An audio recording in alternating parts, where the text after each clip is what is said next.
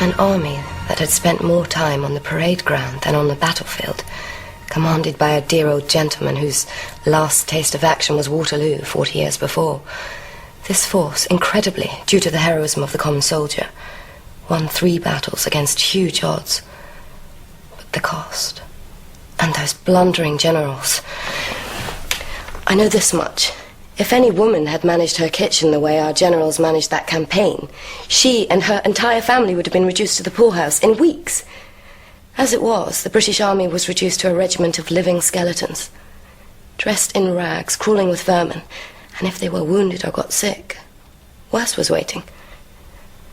A death house in the shape of the military hospital at Scutari.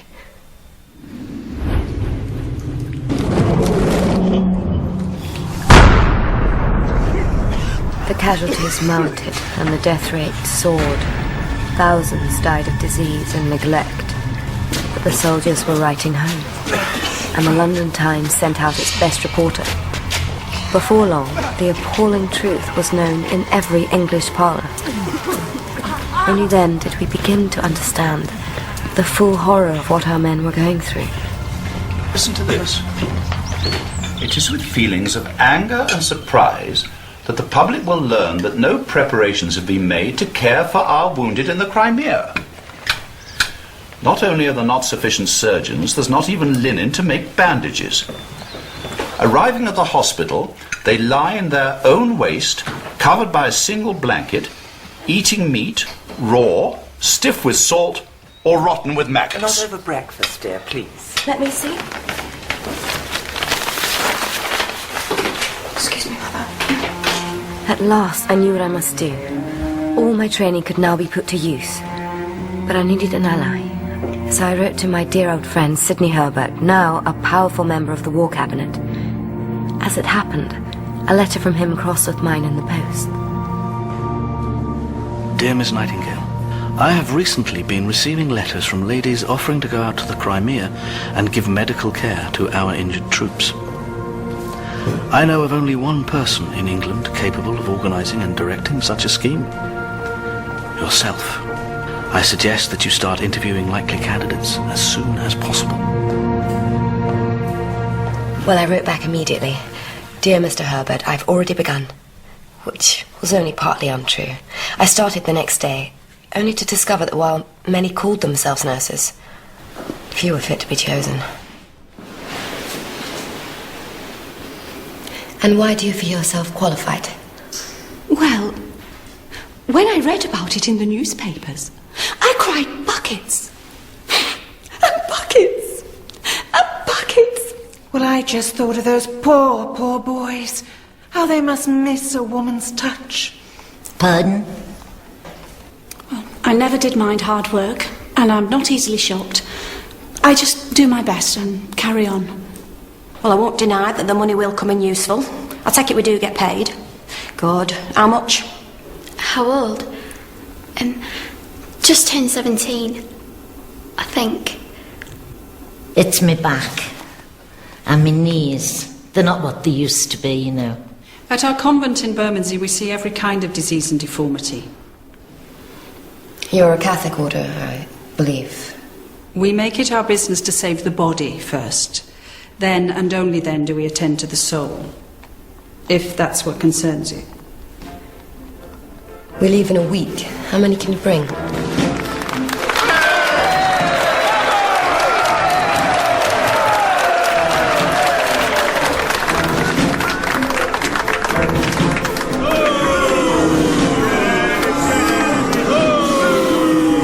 War ain't no place for a woman, it's only a place for a man. This foe we fight from morn till night and beat him when we can. So don't come here to interfere with the British battle plan. War ain't no place for a woman, it's only a place for a man. Right here, it's only a place for a man. If war's no place for a woman, it's hardly a place for a man. We'll ride the wave and try to save as many as we can. We're Nightingale and nurses, you'll thank us and not curse us.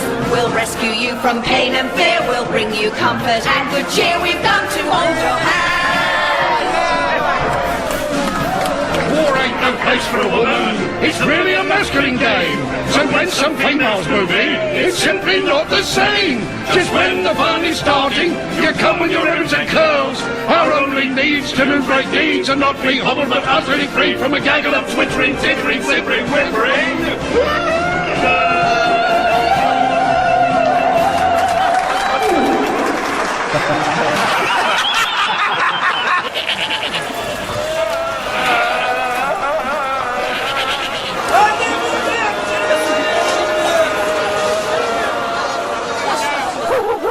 We landed in Turkey just as autumn gave way to winter.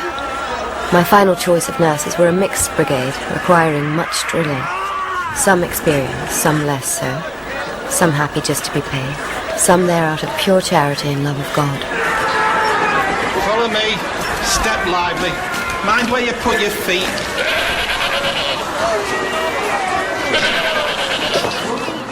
We had expected chaos, but nothing had prepared us for those barracks at Scutari.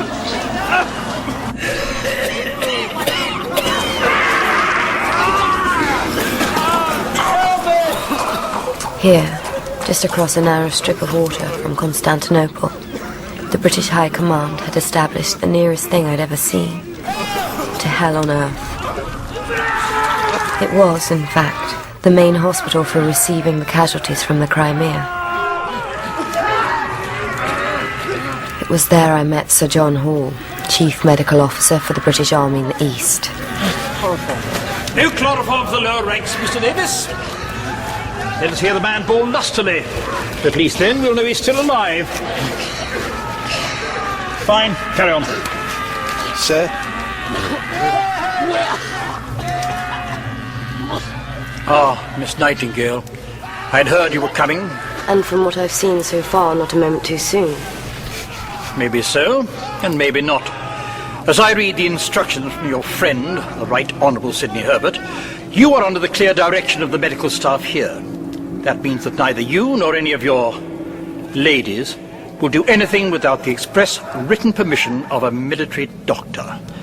In other words, Miss Nightingale, here in my hospital, you are in charge of nothing with the exception of your personal laundry. Am I clear?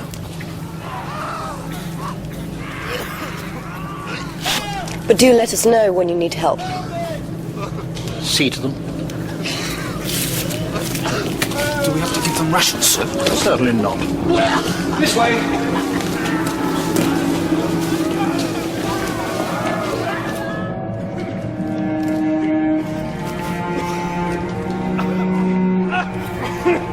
The quarters we were herded into were squalid and cramped, alive with vermin, the air heavy with the stench of fever and death.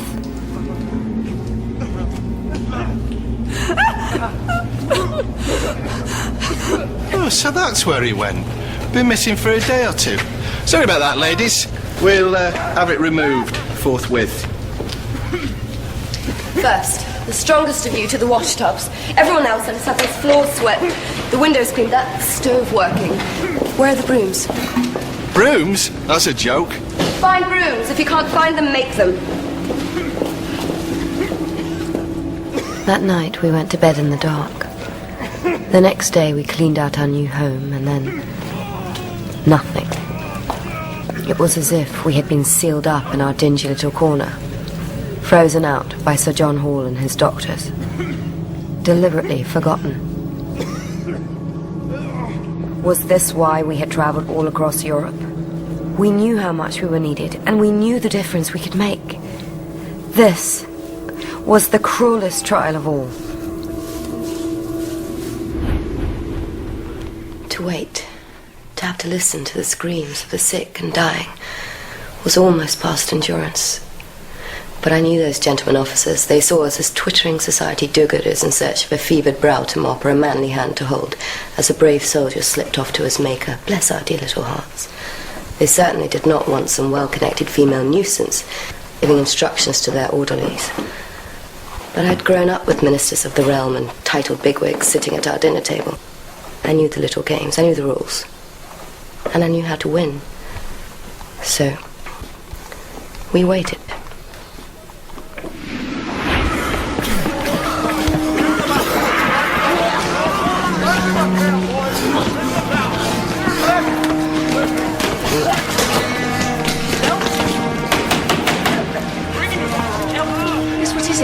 Big battle. Incoming. Casualties, they're coming in. A lot. Sir John says... Ladies, can you... follow me.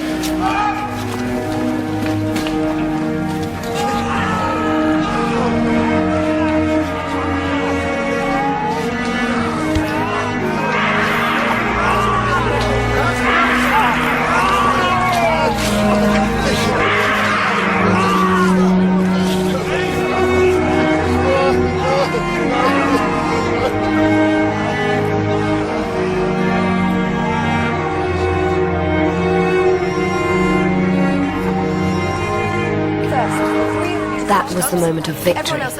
We were liberated, set free to do what we had trained for and had come to do.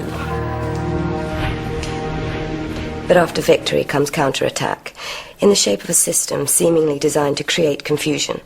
The officials in charge of supplies, I soon discovered, were masters of red tape, experts in obfuscation and delay. I was clearly marked out as the enemy. I needed allies, and I knew of only two sources I could rely on. The good Lord who never left me through all my trials, and his chief angel of mercy, my old friend Sidney Herbert. Dear Mr. Herbert, the supply officers fix their attention on the correctness of their bookkeeping as the primary object of life. Last week we had run out of bread, soap, carrots, poultices, and many other necessities. I went to the supply officer and asked him, was he expecting these things from England? No, he said. Are you doing anything about purchasing them? No, he said. Can they be had in the local town? If they can, I don't know how to get them, was his answer. So, Mr. Herbert, I went out myself and I bought them with my own money. In short, I am now a general dealer in socks, shirts, knives and forks, the meat is not cabbage and carrots. The water is not boiled. The cooking is done by drunken soldiers. I must refer again to the deficiency of knives and forks here. The men tear their food like animals. Will you send us 1,000 mops, 3,000 tin plates? I go about making the orderlies empty huge tubs of human waste. The mortality is frightful. 30 in the last 24 hours in this Christmas Day, 1854. The state of the troops who return here is frostbitten, starved, ragged. No wonder they die in their hundreds. No washing has been performed for the men, neither of body linen nor of bed linen, except by ourselves. The consequences of this are fever, cholera. I shall endure. I shall not break my heart of disappointment at the total inefficiency of the hospital system here. I shall bear it willingly. I was called to do this work, and I will fight on for God and for the right, for they are worth fighting for. I now see clearly what must be done. If these conditions are happening here, they are happening elsewhere. I have written a plan for the systematic reorganization of these hospitals. Please make sure, Mr. Herbert, that it reaches the highest levels of the government. I have more and more reason to believe that these hospitals are the kingdom of hell, but I fervently believe they can be made into the kingdom of heaven.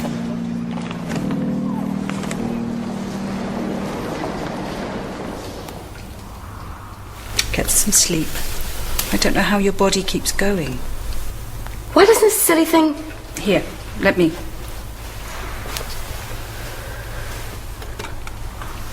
Thank you, Reverend Mother. And my body is strong. It's... my spirit. I get so discouraged. How could even Jesus not be? How did he persist? He was the love of God incarnate. He could love the good even in the worst. Could Jesus love Sir John Hall when he forbids the men chloroform? If Sir John Hall sins, I believe the sacrifice of Jesus can redeem it. Sometimes I think I expect too much from God. Well, he is God Almighty, Florence, and not your private secretary.